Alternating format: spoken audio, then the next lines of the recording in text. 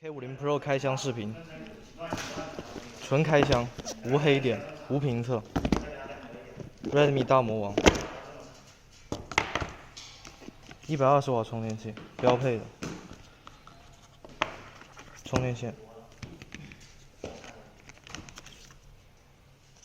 哦，手机本体，绿色的，这不是清空结界吗？怎么开机了？哦，原来是我先把它拆开了。中文简体，继续，直接跳过，同意并继续。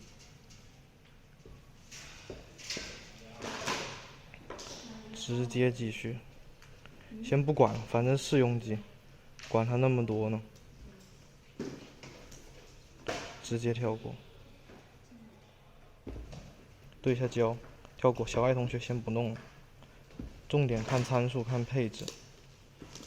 运营商协议，继续，要先确认。继续，手势学习，不学习。老手势了，全面屏已掌握。MIUI 13预装已设置完毕，清扫进入系统。预设壁纸，没有一博格，太好了。MIUI 13，这应该是默认的8+128最低配。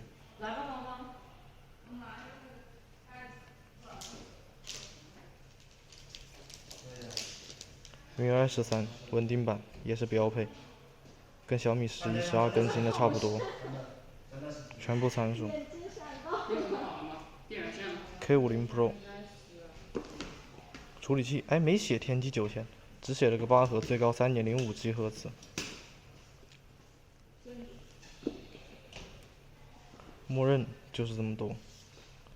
外观再看一下，外观摄像头1亿像素，这里还特地标明了1亿像素。小米数字手机 Redmi， 青色的，还挺好看的。手感没有上一代那么硬朗，弧度中框过渡了一下。这个中框应该是金属的中框，挺有质感的，真挺不错的。上下双扬声器，红外，